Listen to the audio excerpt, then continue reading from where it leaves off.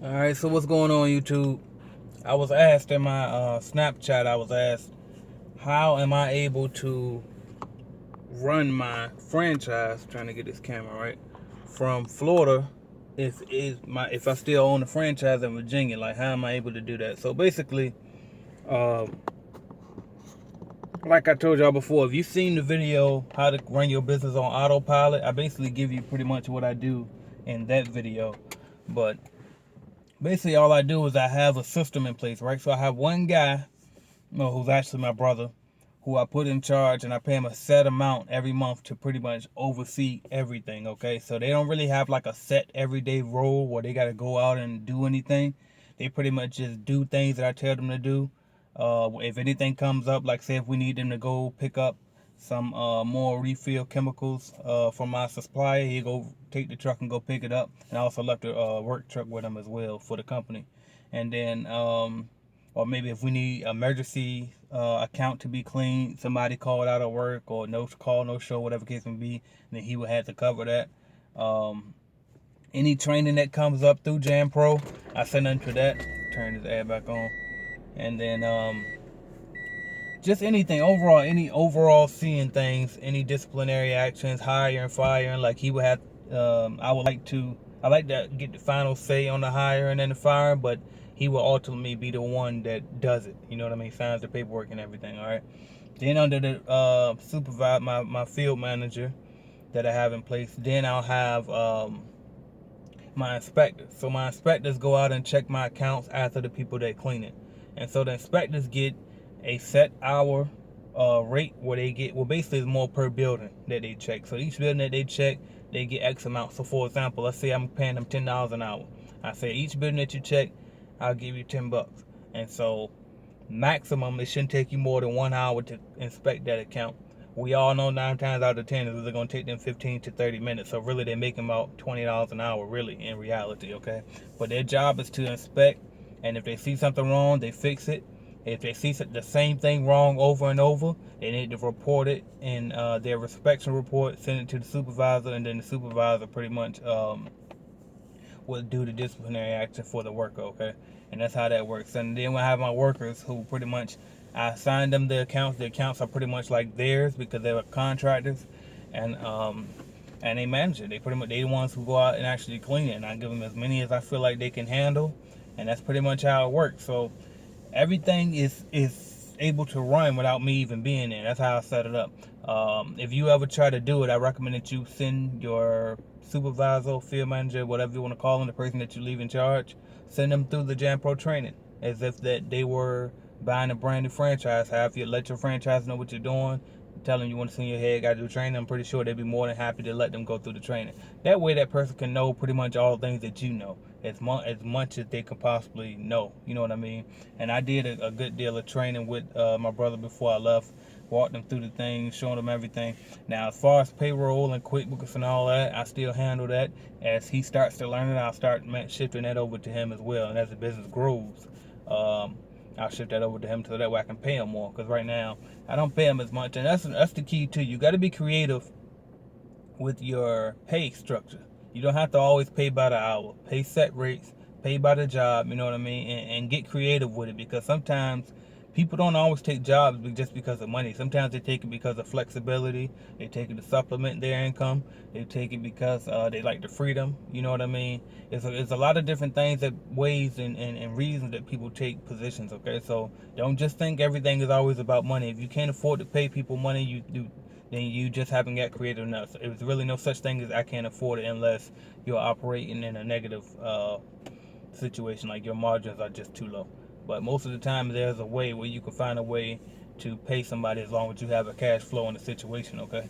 And another thing, too, I just want to tell y'all this, a quick key to my growth and my business, and this and all over when it comes to entrepreneurship. The key is to always work on yourself every day. Like, what I realize is I meet more franchise owners over the years and more entrepreneurs over the years is what separates the great ones and the good ones and the okay ones and the bad ones is the personal development, man. You got to keep feeding your brain. You got to keep learning. You got to keep educating yourself. Like right now, I've been doing a lot of studying on taxes and business taxes. I'm looking for ways to help my company even more and saving on taxes every year, and maybe restructure my company or however I need to do it in order to make it best for me. You know what I mean? Because you can't always afford to pay the highest paid attorneys or CPAs, whatever the case may be. But if you can do as much homework as you possibly can, that'll help you that much more. You know what I mean? And especially if you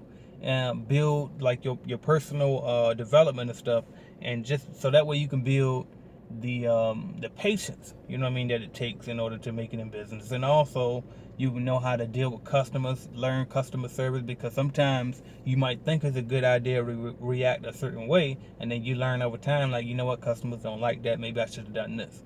You know what I mean? So there's a lot of stuff you need to learn: marketing, management, leadership. Leadership is something big right now that I'm working on too, because having a management role and actually being a leader are completely different things. And then a lot of people think that being a leader is just, oh, I'm gonna get out there and clean too, so that way I can show my people, hey, I clean.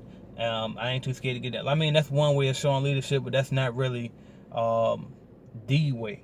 You know what I mean? Because really, you don't want to have to ever touch any rags and spray again if you don't have to. I mean, here and there, you definitely want to get out there and show them how it was done, but you shouldn't have to. You know what I mean? I see a lot of franchise owners who say, well, I didn't take that account because it was too far for me and I can't get out there. Well, it's like, well, you're gonna limit the growth of the business because you can't get out there? You're not supposed to get out there in the first place. Your workers are. You know what I mean? So hire somebody in that area, and then you go out there and you check it weekly. And if you're big enough, then you hire an inspector to go out there and check it weekly, or however the case may be. But don't think so small, and stop hiring people just because they're your family member or just because you know them.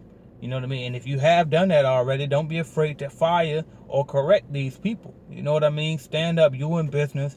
Get serious about your business and run it like a business person, because I have people who tell me that they have dreams of growing their businesses to certain amounts within certain amounts of time or whatever, but then you look at what they're doing now, and I tell you what, if they continue on the path of their own, they're not going to reach those goals, because they haven't became serious enough about their business, and they haven't taken the steps to try to structure their business in a particular way.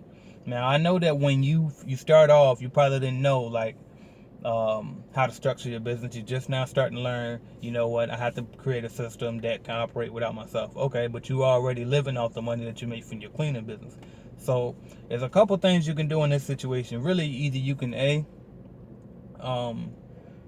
take just enough accounts that you keep for yourself that you clean that'll pay your bills, and that's it. And then hopefully they can be daytime accounts. That way you'll be free in the evening to kind of run the evening operations. That's when the bulk of your business will be done. All right, but try to set up a certain amount of accounts just for you to clean. That way those accounts will pay your bills, and the rest of them you start building that system of. And then over time, as you gain new business, you start easing out of the ones that you were cleaning. As the revenue goes up, and you just start easing out and start automating the system more and more. And also in that process, you need to be eliminating as many bills as possible. Try to stay lean as possible on your personal bills, because it's going to be hard. You know what I mean? It's going to be very, very hard. If you got a lot of bills, then obviously it's going to take you a while to get out of the field, because you got so many bills that you got to cover. So don't go out and get a brand new car just because your business is grossing 10 grand a month or something. You know what I mean? That's not really a lot, because you got to remember, that's your business's money. That's not your money, okay? You got to start thinking like a business person and understand that, hey, I've been doing this for 3 years. I should be making more than this. I should get money. Blah. No, that's not how business works. You got to think longer, okay? Once you hit that 5, 6, 7, 8 year mark, then you can start looking at a little bit of the luxuries of life. But when you building a business, I'm telling you, you really got to cultivate it. It's called build for a reason. And people are not understanding that. People always say, well, I got in this to make money. Well, I got in this to get, but you got to understand, okay, first of all, you didn't put a lot of money into it 9 times out of 10. If you bought a cleaning franchise and you put $5,000 or less into it, that's not a lot of money if you're talking about business. All right, let's be for real here. And so if you put $5,000 into it, like, how much do you really expect to be making within a year's time? You know what I mean? You got to be realistic. You got to be rational. And we got to start thinking long term and start thinking like business people. Like, everybody wants to be so quick to call themselves a business person, or they try to get this title, oh, I'm an owner, and think that, oh, just because you're saying that you're an owner, that you're supposed to make a certain amount. No, you got to build up to that point. It's nothing to say that you're a business owner. Anybody can go to the state and file for articles of organization, have an LLC, and you're officially a business owner with a $125 fee. You know what I mean? That's all it takes to be a business owner. So being a business owner don't mean shit unless you build an actual business to support that. You know what I mean? What you say that you have. Like it's not about titles. Get over the titles, okay?